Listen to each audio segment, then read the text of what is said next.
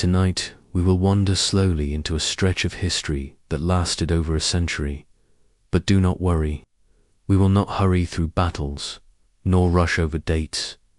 Instead, imagine this story as a long, quiet walk, a path that begins in the year 1327 and moves gently toward 1453. It is called the 100 Years' War, but here there will be no noise or violence. Instead, we will pass through calm towns, peaceful villages, and quiet halls of kings and queens. The war, in this telling, is like a distant storm, sometimes felt, often forgotten, while the seasons turn as they always have. Perhaps you imagine yourself standing on a medieval road. The sun is lowering, and the light is soft upon the fields. Somewhere, far away, a bell is ringing. The story begins, and you may simply listen. Chapter 1, A Quiet Beginning, 1327 to 1337. In the year 1327, Edward III became King of England.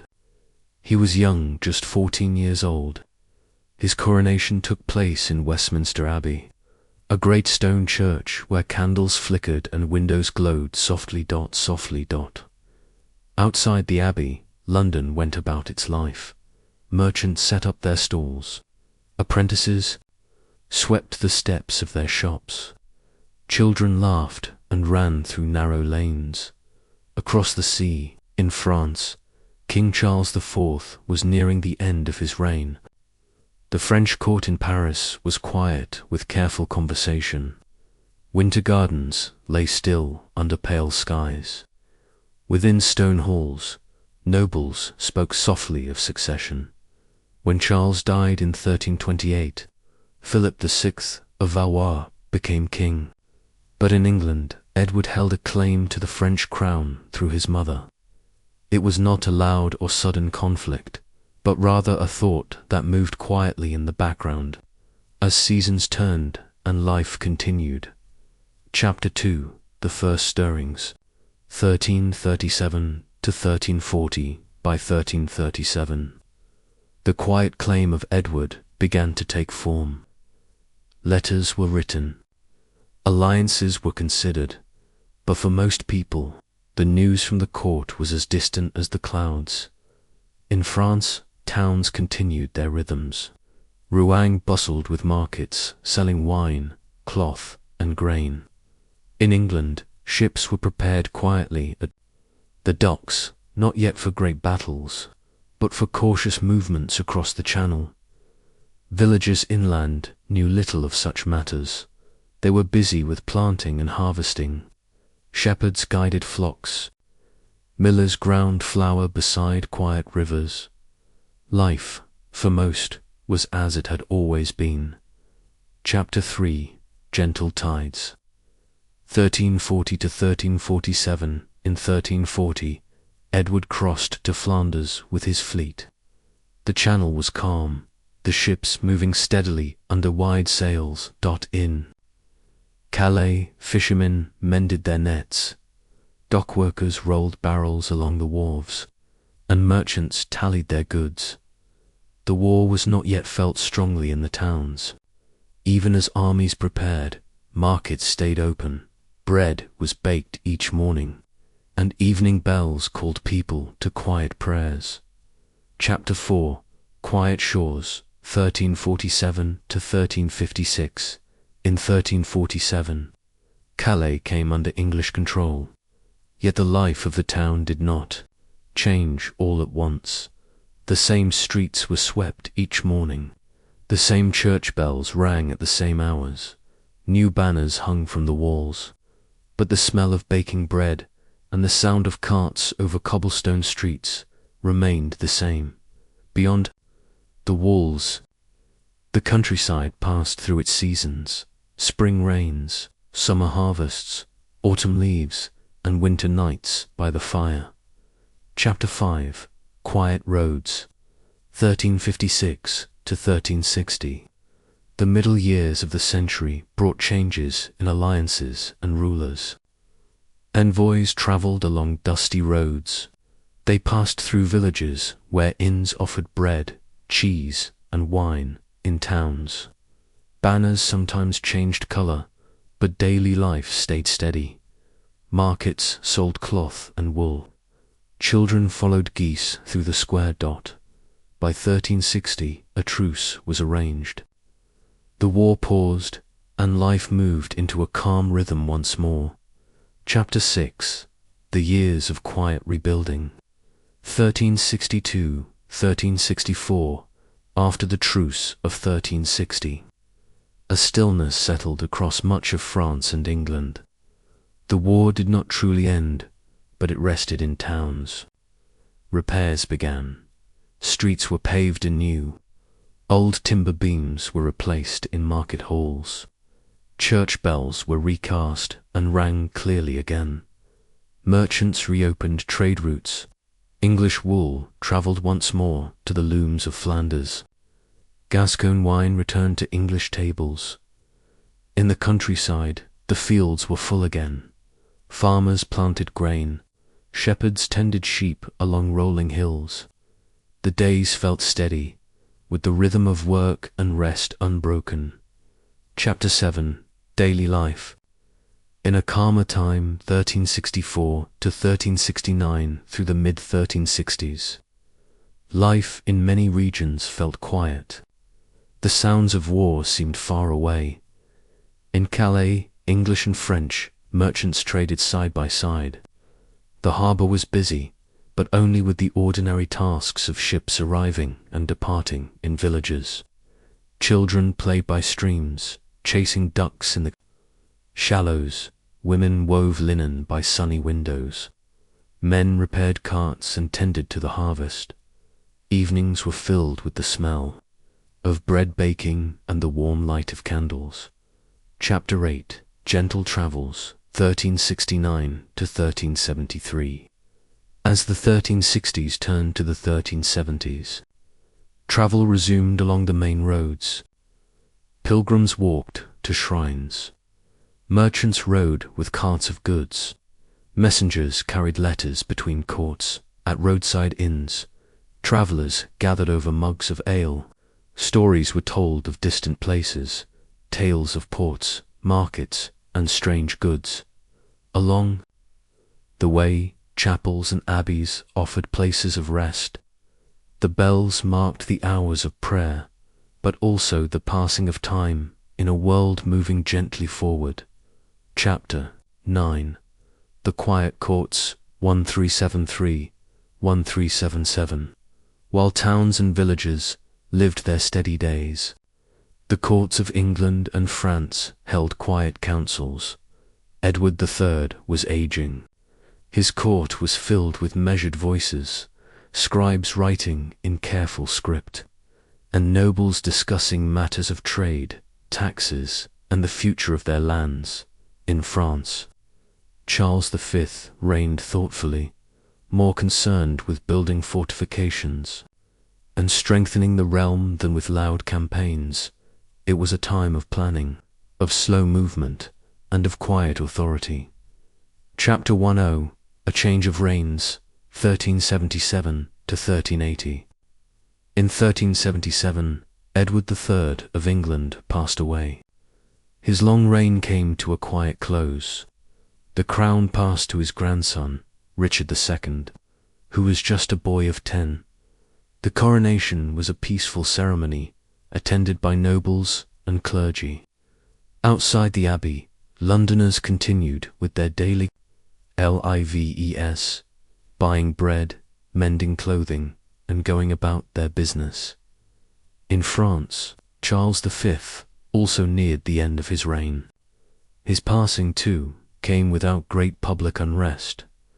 By 1380, both realms were under new rulers, and still, life in the towns and countryside moved gently with the turn of the seasons. Part 3.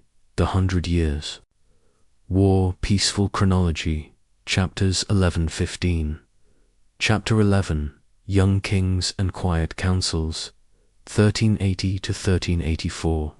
In the year 1380, France saw the young Charles, the sixth crowned king. He was only 12 years old. His uncles and advisers guided the realm in his early years.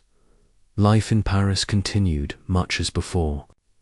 Merchants sold fine cloth from Italy, fishmongers sold fresh catches along the Seine, and the bells of Notre Dame marked the hours. Across the Channel in England, young Richard II held court. London remained busy with trade along the Thames. Ships from the Low Countries brought goods and news, yet for most, the pace of life was steady, unshaken by politics. Chapter 12. The Flow of Everyday Life, 1384 to 1388. The mid-1380s were years of rhythm and routine. In the countryside, farmers harvested wheat and barley in summer, and stored apples and root vegetables in cellars for winter in towns. Craftsmen continued their trades, cobblers shaping leather, shoes, carpenters repairing wooden beams, blacksmiths hammering iron. Children learned letters in small schools attached to churches. Markets bustled on certain days of the week, filling squares with voices, while other days were calm, with streets nearly empty under the sky. Chapter 13. Pilgrims on the Roads. 1388 to 1390. By the late 1380s, roads across both kingdoms were alive with pilgrims. Some travelled to Canterbury in England, stopping at inns along the way. Others made their way to shrines in France, such as Saint Denis near Paris. They walked with staffs, carrying satchels of bread and dried fruit. At night they found shelter in monasteries or the halls of generous townsfolk. Along the routes, small chapels offered a place to rest and pray. The sound of their bells was a soft constant along the journey. Chapter 14. The Courts in Balance, 1392, 1395. In the 1390s, Richard II in England and Charles VI in France governed in measured ways. There were moments of disagreement, but also moments of peace. Envoys travelled quietly between the courts. They met in great halls hung with banners, where scribes wrote down agreements, and messengers carried news back to their kings. In the towns, trade flourished during these calmer years. Wool, wine, salt, and spices moved steadily along the trade routes. Chapter 15. A Pause Before Change. 1395 to 1400. As the century neared its end, life across France and England remained peaceful on the surface.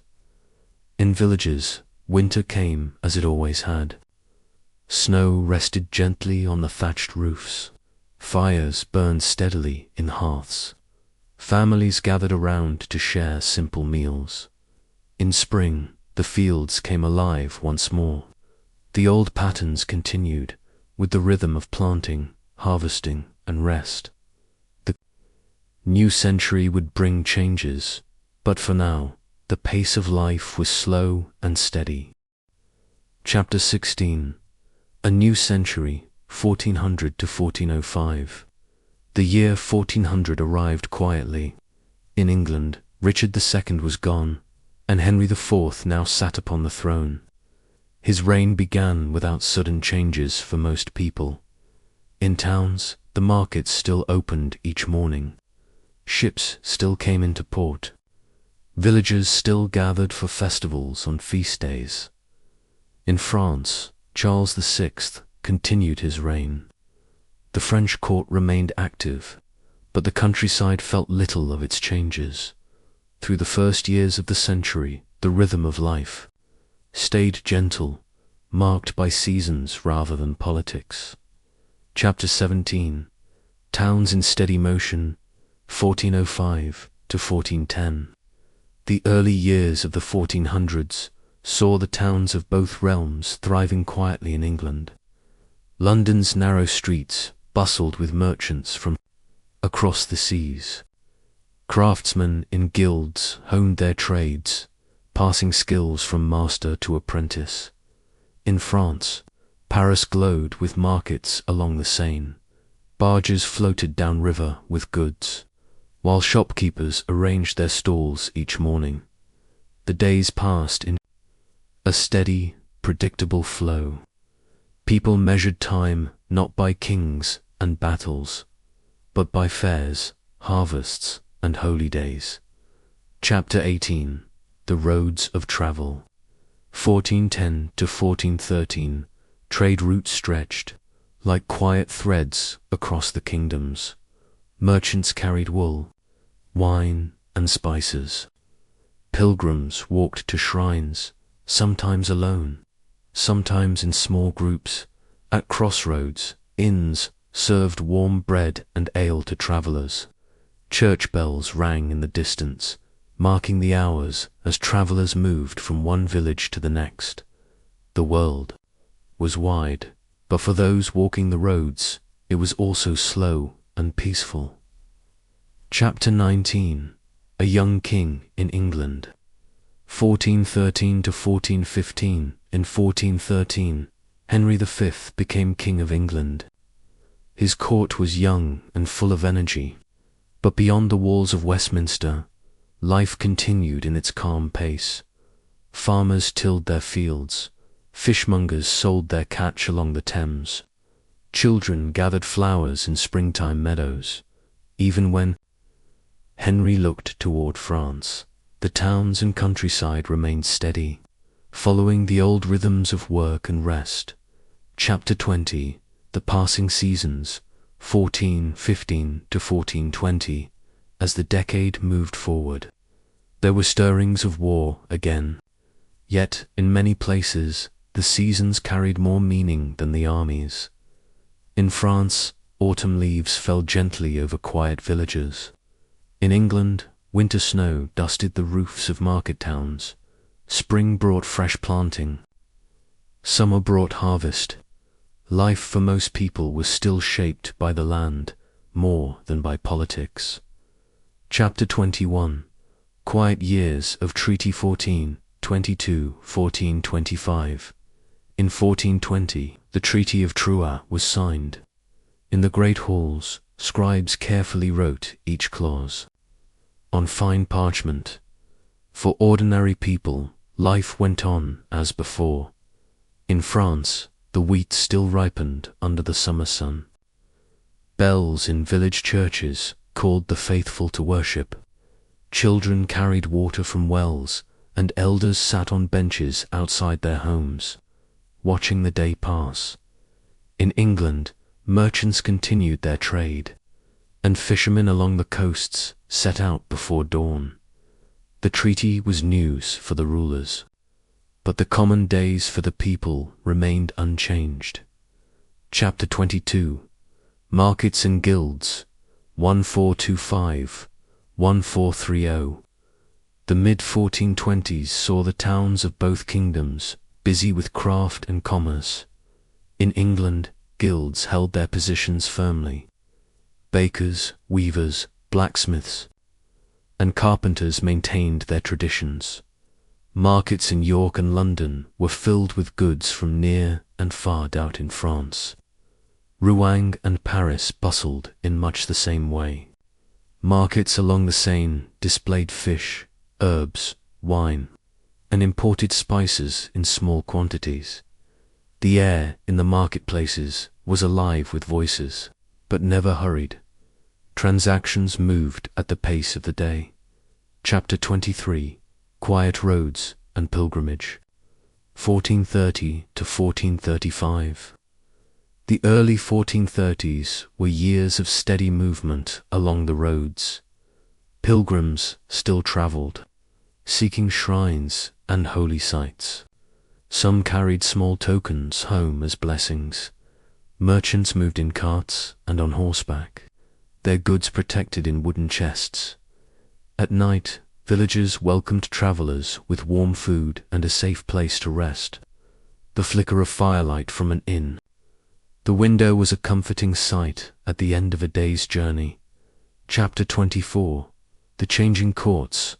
1435 to 1438, by the mid-1430s, new alliances began to form.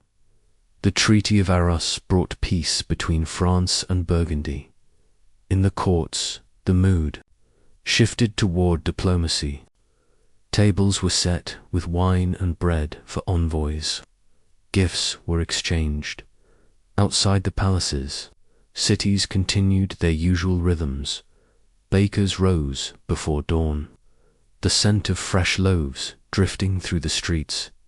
Chapter 25. The Peaceful Years, 1438 to 1440. As the 1440s approached, there was a sense of stability in many regions. In France, towns rebuilt walls and bridges. Churches repaired roofs and restored altars. In England, coastal ports saw more ships carrying goods than carrying soldiers. It was a time when life felt, for a while, like it might settle back into a lasting peace. Chapter 26. Steady Days and Quiet Towns, 1442-1443. By 1440, the war felt far away for many towns. Life was shaped more by the harvest than by any royal decree. In France, villagers repaired barns and tilled their land. In market towns, merchants sold bread, cloth, and tools. England's coasts stayed busy with trade. Ships from Portugal brought wine, boats from the Low Countries brought cloth and wool. The days were steady, and life moved quietly.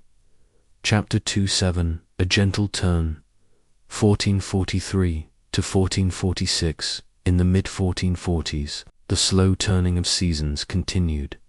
Winters were quiet times. Snow fell softly on rooftops, and people stayed near their hearths. Spring brought markets alive again. Merchants displayed fresh goods. Carpenters repaired tools. Scribes sold parchment and ink to those who could read and write. It was a simple, peaceful time for most townsfolk. Chapter 28. Quiet Negotiations, 1446 to 1449. In the late 1440s, there were new talks of peace. Envoys traveled between courts, carrying letters sealed in wax. They met in calm chambers, their voices low, discussing terms.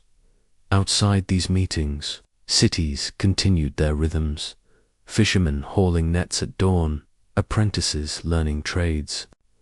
Markets opening with the rising sun. Chapter 29. The final years, 1449 to 1452. As the 1450s approached, France saw a gradual return of its lands. One by one, towns welcomed French garrisons again. But for the people within those towns, daily life changed little. Shops stayed open. Bells still marked the hours. Fairs and festivals went on as they always had. In England, merchants looked increasingly to their own coasts, continuing their business without the old ambitions in France. Chapter 3. A Quiet Ending, 1453. In 1453, the war came to its end. There was no single moment of great noise or celebration, only a gradual settling of events. France stood united under its own king. England held Calais, but its focus turned homeward. For the people in villages and towns, life carried on as it always had. Fields were ploughed, bread was baked, church bells rang in the evenings. The 100 Years' War had lasted more than a century, but for most, it had been a quiet background to the slow, enduring rhythm of life. And so the story rests here, like a long day coming to a peaceful close.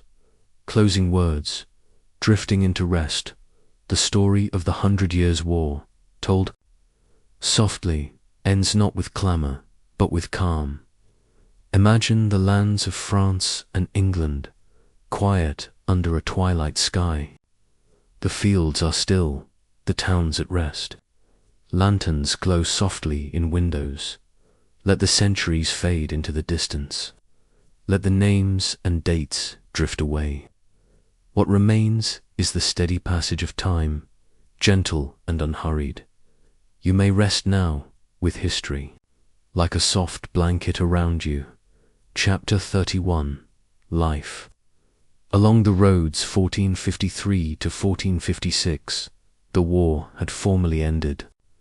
But along the roads that connected the towns and villages of France and England, life moved at its familiar, unhurried pace. The roads themselves were simple, packed earth, sometimes edged by hedgerows, sometimes open to the fields. Carts rolled. Slowly, their wooden wheels creaking gently. Merchants walked beside them, carrying cloth or barrels of wine. Travellers passed wayside chapels. The bells of these chapels rang softly, marking the passing hours. At intervals along the roads were inns, low stone buildings with thatched roofs, smoke curling quietly from the chimneys. Inside, travellers would warm themselves by the fire, eat bread and cheese, and listen to the quiet hum of conversation. The roads had seen armies once. Now they saw only the slow, calm movement of everyday life. Chapter 32. The Countryside in Peace, 1456-1460, with the war over. The countryside of France and England returned to its old patterns. Fields lay wide under the open sky. In spring they were green with young shoots. In summer they ripened into gold. Farmers worked from dawn to dusk. Their work was steady, ploughing, sowing, harvesting, tending animals. The sound of farm life was gentle, the bleating of sheep, the distant lowing of cattle, the rhythmic chop of wood being split for winter fires. In the evenings, the sun sank slowly. Villages glowed with warm light from windows. Families gathered around their hearths, sharing simple meals before resting for the night. Chapter 33. Towns at Rest, 146-01465, in the towns. Life had its own rhythm. Markets were still the heart of daily life. On market days, the square was filled with stalls, bakers selling loaves of bread, butchers selling cuts of meat, weavers selling bolts of cloth. On other days, the town was quiet. The sound of a hammer from a blacksmith's shop might echo down the street, or the faint ring of a church bell might drift from the cathedral. Evenings brought stillness. Shutters closed, lanterns were lit, and the streets emptied, leaving only the occasional sound of a guard's footsteps along the walls. Chapter 34. The Flow of the River, 1465-1470. Rivers were the lifeblood of many towns. The Seine in France, the Thames in England, and countless smaller rivers carried goods and people. Boats moved slowly along the water. Some carried barrels of wine, others bundles of wool or sacks of grain. Along the banks, fishermen tended their nets. Children played near the water's edge, throwing stones and splashing their feet. The rivers moved at their own pace, never hurrying, always flowing. They had seen kings rise and fall, wars come and go, but their waters kept their steady, timeless path to the sea. Chapter 35. The Return of Festivals, 1472-1473. After so many years of uncertainty, festivals returned to towns and villages. In spring, May Day was celebrated. Villagers decorated poles with bright ribbons. Children danced in circles, their laughter light under the soft sky in autumn. Harvest festivals filled the air with the scent of roasted meat, fresh bread, and spiced wine. These gatherings were not grand spectacles. They were simple, familiar, and deeply comforting, a return to old customs, that had been quietly waiting all along. Chapter 36. Clothing in a Calmer Age. 147-314-76. With peace. Fashion shifted again, though slowly, in England. Men of the towns wore wool tunics in muted colours, deep greens, soft browns and greys. Women wore long gowns, with sleeves that sometimes reached the wrist, sometimes falling loose in France. Brighter dyes appeared in wealthier towns, deep reds, warm blues. But for most, clothing remained practical, made to last, mended often. It was not a time of show or excess, but of steady comfort.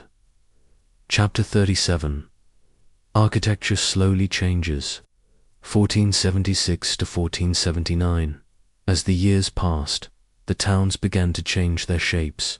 Old wooden buildings were repaired, sometimes replaced with stone. Church towers were rebuilt higher. Bridges were strengthened to last through the centuries. In France, the Gothic style was still strong, pointed arches, tall windows, and intricate stonework. In England, market towns repaired their guild halls, painting fresh coats on timbers, adding carved signs above doorways. But all of this happened slowly, almost quietly. Over decades. Chapter 38. The Quiet of Libraries. 147-914-82. The late 1400s also saw a quiet spread of books, though printing was still new.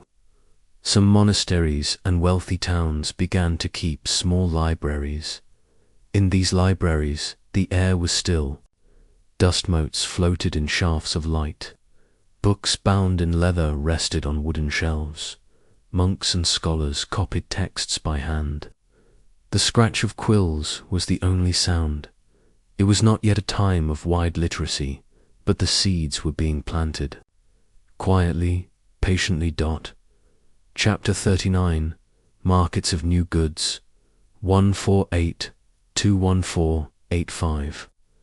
Trade grew slowly in these years. From the south came olive oil and citrus fruits. From the north came furs and fine wool. In market squares, merchants set out their goods on wooden stalls. Shoppers examined bolts of cloth, smelled spices, and tested the weight of small coins in their hands. The exchanges were calm, unhurried. It was the slow commerce of a steady time. Chapter 40. The Enduring Rhythm. 1485 to 1487. By the mid-1480s, England and France were far from the days of the 100 Years' War. The towns had grown stronger. The countryside was rich in fields and orchards. Life moved with the enduring rhythm of the seasons. Wars might come again one day, but for now, life was lived at a human pace, one day at a time, from sunrise to sunset, with the sound of bells marking the hours. Chapter 4. 1. A Gentle Renaissance. 1487 to 1490. By the late 1480s, the Renaissance was quietly spreading from Italy toward France and England. It did not arrive with noise, but with the slow movement of ideas and art. In France, craftsmen began carving more intricate designs into stone facades. In England, illuminated manuscripts grew more detailed, their colours richer. Most townsfolk did not know the word Renaissance, but they saw the change in the beauty of church windows, in the finer fabrics at market, in the careful design of public buildings. Chapter 42. The Quiet Courts of France. 1492-1493. At the French court, life was measured. Banquets were held, but they were not loud. Long tables were set with bread, roasted meat, and wine. Musicians played soft melodies on lutes and harps. In the quieter hours, the king met with advisers in candlelit rooms. Decisions were made slowly, often over many days. Beyond the palace walls, Paris continued with its daily rhythm, the court, a distant presence. Chapter 43. The Steady Court of England, 1493 to 1495, in England. Henry VII's court was practicable and orderly. The halls of Westminster were calm. Meetings were deliberate, and pageantry was measured. Feasts were served in moderation. Dancers moved slowly, to music that seemed timeless. Londoners outside the palace lived their own steady lives. The court's presence was felt only on festival days, when banners were hung and processions passed through the city. Chapter 44. Villages in the Four Seasons, 1495 to 1496. Life in the villages followed the same pattern it had for centuries. Spring brought planting fields filled with workers, the sound of hoes turning soil, and birds returning to hedgerows. Summer was busy with tending crops, shearing sheep, and preparing hay. Autumn was harvest time, villagers gathering grain, pressing apples for cider, and storing food for the cold months. Winter was quiet, snow resting on thatched roofs, fires burning in the hearth, and families sharing stories in the dim light. Chapter 45. Craftsmen and their work, 1496 to 1497. Craftsmen kept the life of towns moving. The blacksmith's forge glowed red, his hammer striking iron in a steady rhythm. The carpenter's shop smelled of fresh-cut wood, planks stacked neatly against the walls. The tailor's room was full of cloth in muted colors, needles flashing in the light as garments took shape. Each trade worked at its own pace, producing things that were meant to last. Chapter 46. Music. In the Age of Peace, 1497 to 1498, music filled the evenings. In villages, simple tunes were played on flutes, recorders, and small drums. In towns, minstrels performed at inns, their voices carrying softly into the night air. At courts, lutes, harps, and early viols played graceful melodies. Music moved gently, fitting the calm mood of the age. Chapter 47. The Market Squares, 1498 to 1499. Market squares remained the heart of town life. On market day, stalls filled the square. Goods were displayed, baskets of onions, loaves of bread, bolts of cloth. People greeted one another slowly, conversing as they examined wares. The sound of bargaining was low and steady, without rush or urgency. Chapter 48. The New Learning. 1499 to 1500. As the century turned, learning was changing. Printed books began to appear more often. They were still expensive, but more people could see them. In schools, students learned Latin and simple arithmetic. In towns, clerks copied records with neat handwriting. The pace of knowledge spread was slow but steady, like a quiet tide. Chapter 49. The river life continues.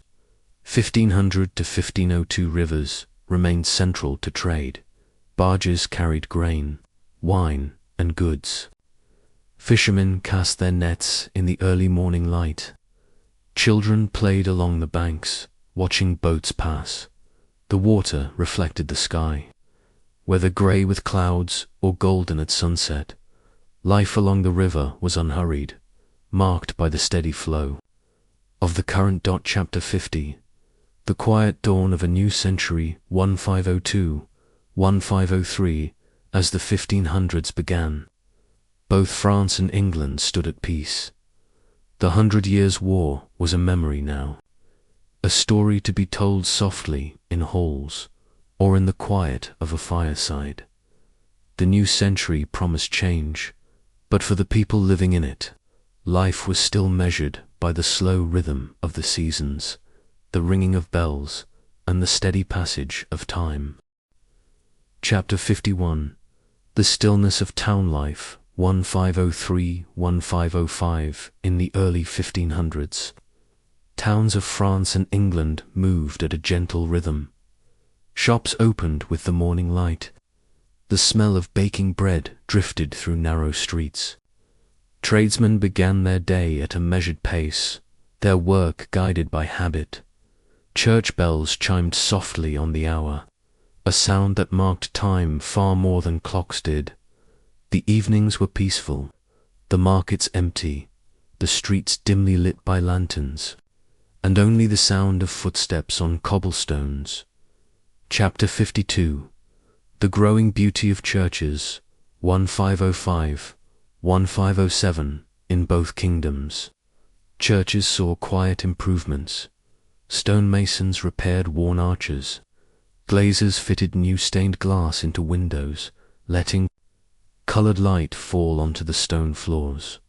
Inside, the air was cool and still. Candles burned slowly. The scent of incense lingered faintly. People came not only for worship, but for the calm that the sacred space offered. Chapter 53. Festivals of the Courts. 1507–1509 at the courts. Festivals were occasions of measured joy. In France, the king's hall was decorated with banners of deep blue and gold. Musicians played lutes and harps, while dancers moved in slow, graceful steps. In England, processions wound through the streets of London on feast days, with richly dressed nobles riding on horseback. For the people, these festivals were moments of color and music, but they passed softly, like a brief flourish in an otherwise calm year. Chapter 54. The villages in summer, 1509–1511 summers, in the countryside were full of life, yet peaceful. The fields were green and gold. Children played at the edges of meadows. Farmers tended their crops from morning to evening. In the warm air, the sound of bees and the rustle of wind through leaves made the days feel slow and timeless. Evenings were spent outside, with neighbors sharing food, watching the sunset over the fields. Chapter 55. Winter Calm, 1511–1513. Winter brought a deep quiet to both towns and villages. Snow rested on rooftops. Smoke curled from chimneys into pale skies. In villages, families stayed close to the hearth. Meals were simple but warm stews, bread and stored fruits. In towns, streets were quiet, with fewer market days. The year's work paused, waiting for spring to return. Chapter 56. The Slow Growth of Trade, 1513–1515. Trade between France and England continued at a steady pace. Wool from England was sold in France. Wine from Bordeaux travelled north. Spices from distant lands arrived in small quantities. Passing through merchant ports, ships came into harbours quietly, unloaded their goods, and departed. There was no rush, just a slow, constant motion of commerce. Chapter 57. Music in homes and halls, 1515–1516. Music-filled homes, inns, and court halls. In cottages, families sang simple songs together in the evenings. In inns, travelling musicians played gentle tunes for the guests. At courts, complex pieces were performed by small groups of musicians, the sounds soft and refined. The music of the age was graceful, never hurried. Chapter 58. The Calm of Early mornings. 1516–1517 morning in towns began slowly. Before dawn, the streets were still. The first sound was often the clink of a baker's tools, or the quiet creak of a shop door being opened. In villages, The first light touched frost or dew on the fields. Cockerels called softly. The day began in stillness, unfolding at its own pace. Chapter 59. The Return of Spring Festivals, 1517 to 1519. As spring returned, festivals once again brought life to villages.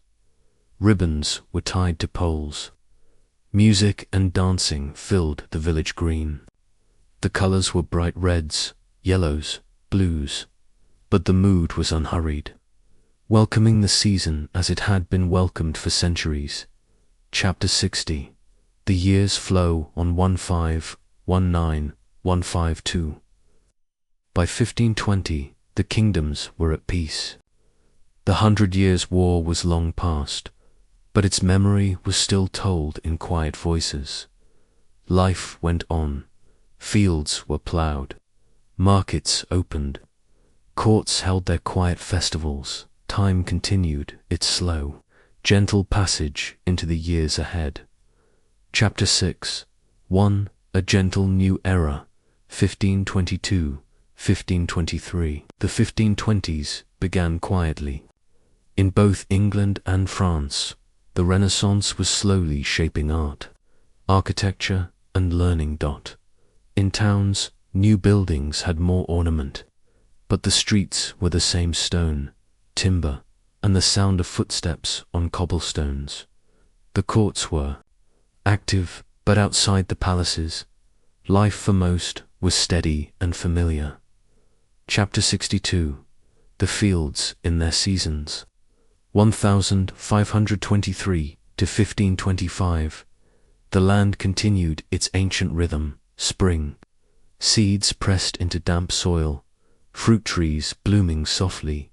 Song, hum of bees, fields heavy with grain. Autumn harvest festivals, apples stored, wheat threshed. Winter quiet evenings, fires burning slowly in the hearth, the air still outside. Chapter 63. Towns, at work 15 to 5, 15 to 7 in towns. Guilds still set the pace of trade. Bakers began work before dawn. Blacksmiths shaped tools. Carpenters repaired houses. The market square bustled on certain days, then rested on others. The rhythm never rushed. Chapter 64. A quiet spread of books.